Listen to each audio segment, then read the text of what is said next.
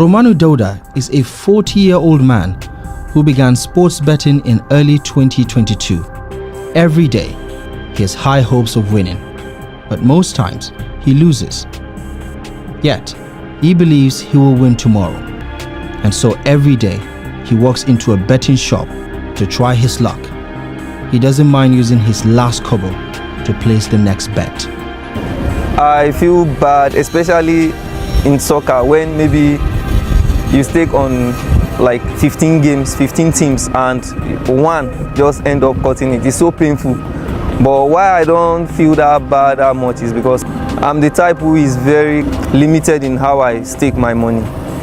So the highest staking I've done in that sporty bet is 800 naira. This is Quitting Addiction. If you're just coming across our podcast for the first time, I recommend you visit our page and scroll down to episode 1 so you can follow up on the discussion. In our previous episode, we discussed on the different kinds of addiction. The previous episode threw more light on substance addiction. Today, we are going to be discussing on the second kind of addiction, which is behavior addiction. Once a behavior is formed, it's difficult to unlearn it, but it is possible. That is the good news. It might be difficult, but it is possible to unlearn a bad behavior. For instance, a person who is growing up in an environment where people are gambling on a daily basis, such a person is more prone to forming a bad behavior or a bad habit of gambling. Because every day gambling activities keep going on and occurring around this individual. So this individual is exposed to that behavior. And over time, he may find himself or herself drawn towards that activity. The first indulgence in that activity may not necessarily get him addicted to that behavior. Neither would the second or the third, but continuous indulgence in that activity gets such a person addicted to that behavior. I'm going to list some certain behaviors that people have gotten addicted to over time. We have gambling addiction, pornography addiction, mobile phone addiction, makeup addiction. Stay with me. This one affects the ladies, and I'll break it down to you when I get to that point. And the last is eating addiction. Yes, we have people who are addicted to eating food. Let's go to the first one, gambling addiction. What is gambling? Gambling can be defined as the betting or staking of something of value with consciousness of risk and hope of gain on the outcome of a game. I'll take it again. Gambling is the betting or staking of something of value with consciousness of risk and hope of gain on the outcome of a game. Let me put it in layman's English for those of us who didn't grab that, because this is a very important point we need to understand if we must find help for those who are addicted to this. Now, gambling is when you are conscious that you are about to lose something of value on the outcome of an unsure situation. You know it might end up bad. It's very possible you might lose, but you don't look at the negative side of it, because all your head, all your brain is thinking about is what I will gain out of this. So you do not consider the disadvantage of losing your property or your money. You go ahead to stake that thing of value. So even when you keep losing and you keep losing and you keep losing, something tells you that tomorrow, don't worry, you will win. And for so many people, tomorrow never comes. And because an addiction is a progressive chronic disorder, somebody who started with 100 naira betting 100 naira to win probably 1,000, he loses. You bet another 100 naira, you lose again. You bet another 100 naira, you lose again. Now, if he had 500 naira with him, he is left with 200 naira. He has not bought food to eat, but he is hoping that he will win that 1,000 naira and he will eat food from that 1,000 naira, not from the 500 naira that he has at hand. So such a person will eventually lose that 500 naira and go home with nothing.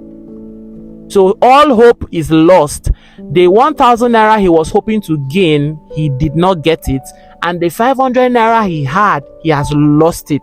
That is what we call a gambling addiction. So such a person will not learn and say, Kai, I need to stop this thing because I have lost 500 naira and I have nothing to show for it. He goes to look for another 500 naira to come and try again. That is an addiction. So you see a man who starts with 100 naira, tomorrow he's putting 10,000 naira to win 100,000. With the hope that I will make money out of gambling. So people are frustrated. People have lost their properties. People have lost so much money, things of value, to gambling. It's a disease. It's a chronic disease. It's a brain disorder. So look around you. Is there anybody you know who is on a daily basis going to betting shops to bet money with the hope of winning a certain amount or reward? Such a person has a behavior addiction called gambling. And such a person needs help, because you suddenly find out that you cannot stop this habit. You wake up in the morning and the first thing is, where do I get money to go and gamble? Where can I get some money so that I can go and stake? Who knows? Maybe today is my day. Maybe tomorrow is my day. And your day never comes. Your day never comes. You keep losing money. So somebody will drive his car to a betting shop and will stake his car key and his car particulars, hoping that he's going to win something out of a game. Remember that we said addiction is the staking of something of value with consciousness of risk and hope of gain on the outcome of a game. So we don't know who is going to win this game, but we just feel from previous experience this team might win or that team might win. And so we stake, not we, because I know we are not involved in this, but them, they stake things of value. It is so bad that certain people carry land documents to their houses and go and stake, hoping that they will win something equivalent or even something of more value. And at the end of the day, they lose the house, or they lose the car, or they lose that property. And then you see the person rolling on the ground and crying, help me, what do I do? I need my house back. All of a sudden your eyes are open, but you were conscious of the risk. You knew very well that you might lose this house. Why didn't you walk away? You are an addict. You're addicted to a bad behavior called gambling. That is the first behavior addiction I want us to look at. So if you find yourself in such a situation, you need help, my brother. Because nobody who indulges in this kind of behavior ends well. Yes, we may have one or two case scenarios where somebody might win something and then they use that as a motivation. But let us look at the statistics. How many people on a daily basis win big from gambling? How many? What are the odds that you will win that huge amount of money and not lose your property in the process? So you see, a man's family can break, the wife can leave him, the children can leave him, and he has nothing because of gambling. He has lost everything he has. He's now begging on the streets. That is what behavior addiction can do to a person. Moving on, the next behavior addiction on my list is pornography addiction. Many people are addicted to pornography. What is pornography? Nude contents that are let loose on the internet for any and everyone to access. You find out that each time you are behind closed doors and you are with your phone, your mobile device, you are visiting some certain sites that show you nude pictures of people indulging in sexual intercourse. And you find out that you keep visiting this site and you keep consuming this content on a daily basis. You cannot help yourself. And closely related to pornography is masturbation. They usually go hand in hand. What is masturbation? When a person is stimulating his genitals or his sexual organ to derive pleasure from watching those videos. Because when you watch those people indulging in intercourse and in those lewd acts, there is something it does to your brain. It instigates your brain and hormones are released and you feel like indulging in the same act. And when the opposite sex is not readily available for you to carry out that act, you have to find a way to gratify your desires. And so you begin to stimulate your genitals to get orgasm. This is a terrible addiction many people are involved in. What are the side effects of it? You lose coordination. You are unable to think straight. Your perception of the opposite sex becomes twisted. Whenever you see the opposite sex, rather than seeing a female as a sister or as a neighbor or as a friend, you only see the opposite sex as a tool for sexual gratification. Because you have been feeding your brain. Remember I said the brain comes as a plain sheet. So you have been feeding it on a daily basis with so much nude and sexual content that whenever you see the opposite sex, all that you can think about is sexual activity. And this is what pushes people into rape. Because you cannot get somebody to agree to go to bed with you on account of how twisted your mentality has been from watching this content on the internet over a prolonged period of time, you find yourself forcing somebody to go into that act with you, which is against the law, which is a crime. And if you are caught, you will be behind bars. There are certain countries where the penalty for rape or sexual assault is either life imprisonment or death. Yes, it is that bad. So it is a menace to the society. And if you are indulged in such an act, you need to seek help immediately. God needs to bring you out of that thing, because it is not just physical and psychological, it is spiritual. When you keep watching those things, you'll notice that you lose energy, you lose interest, your sexual life is distorted. So most people have erectile dysfunction. Even when you later grow up and settle down in life, you notice that you cannot have a normal sexual relations with your partner anymore because your mind has been twisted. Some of the nude acts or the lewd acts those people carry out and post on those websites are not normal. They are not normal sexual behavior. But then you now look for somebody to practice that with. And if you found yourself in such a pit, please indicate in the comment section and we will reach out to you so you can be helped.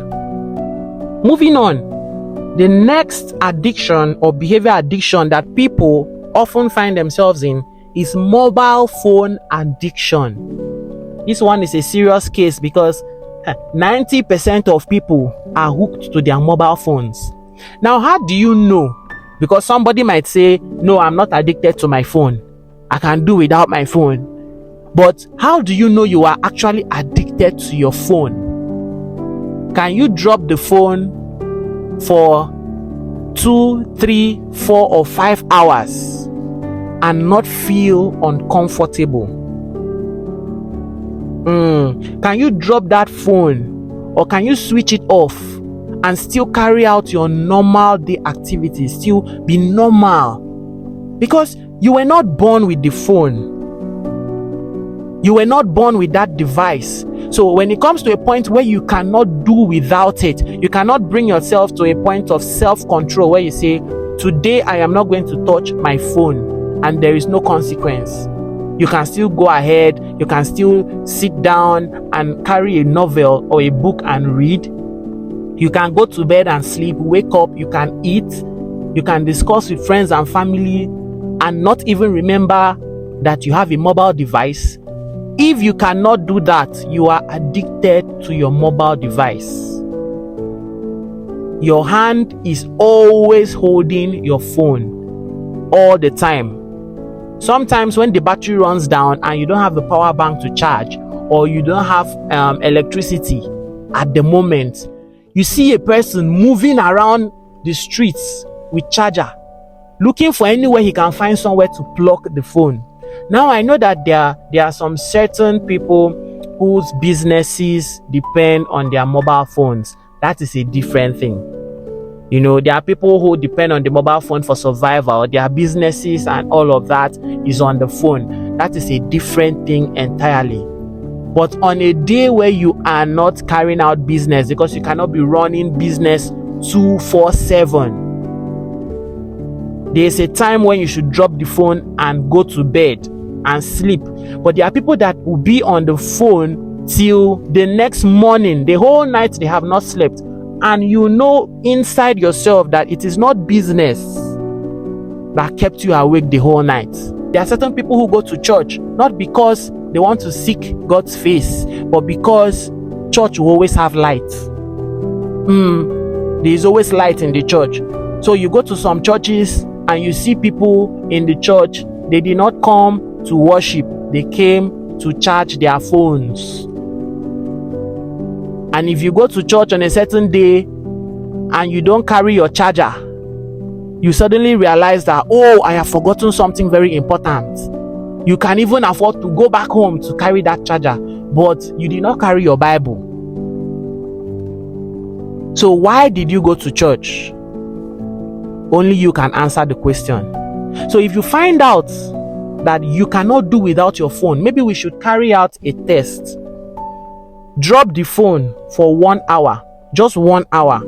Drop it. You will realize that you don't know what to do with yourself. You don't know if you should stand up, if you should sit down, if you should lie down. You don't just know what to do. You are addicted to the mobile device. And like I said, it is a brain disorder. It is a chronic disease.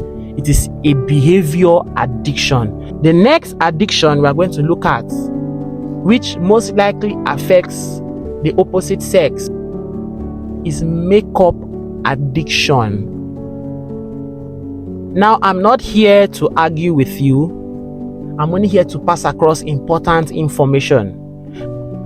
And if you're a person who wants to learn and improve on himself or herself, you will take what I'm saying seriously without sentiment or bias.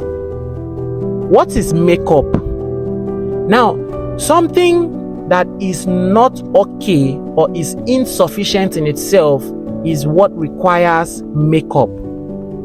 I'll say that again.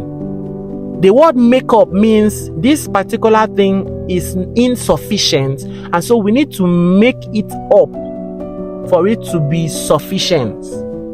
So you do not believe that as you are naturally, you are beautiful as a lady, and so you need to do what? Make up your face. How do you know that you are addicted to makeup? You cannot go anywhere without putting it on your face. on a daily basis, week in, month out, year in, year out. And if your makeup is finished and you do not have money to replace it, you go ahead, you're looking for even where to borrow just so that you can go out. Sometimes some people cannot visit you in your house unannounced. Somebody cannot just come to your house early in the morning. No, I just came to see you. No, you need to call me in advance so that I can take care of my face and makeup to be acceptable. Some ladies feel inferiority complex when they've not put their lashes on, when they've not put their foundation on. Sister, you are beautiful the way God created you. Now, don't get me wrong, there is nothing wrong with makeup. But we are looking at the point where you lose control. You can no longer function, you can no longer step out, you can no longer go anywhere without putting this thing on your lips, or putting that color on your face, or putting that eyeshadow somewhere. When it gets to that point, you are addicted to makeup and you need help. If you have a need to make up today and tomorrow you are in a hurry to go somewhere, probably you overslept. You should be able to wake up and beat time, get ready in 10 minutes so that you can meet up with that event, because makeup takes time. So when you decide that, man, I can't help it, I must go late for that event because I have to make up, then there is a problem. Most women have missed their flights. Some women have missed great job opportunities because they came for an interview late, or they arrived at the airport late. What were you doing? I needed to put on my makeup. I woke up late. And so you couldn't move without that makeup. That is when it is a problem. So I am not condemning makeup. I'm only letting you see the dangers when you lose control over that behavior. That is when it becomes a problem. When you don't believe that you are beautiful without it, it becomes a problem. When you cannot do without it, it becomes a problem. There are certain people who will go and sit down and, it's a business now. There are people who have businesses where they make people up for weddings and all of that. That's beautiful. But then you can sit down and spend a huge amount of money making up only to wipe it and wash it off the same day. And you do that continuously. In our previous episode, I said addiction is a hole in the pocket. So you realize that you're spending so much money on makeup alone and you don't even have food stuff in your kitchen. That is a problem.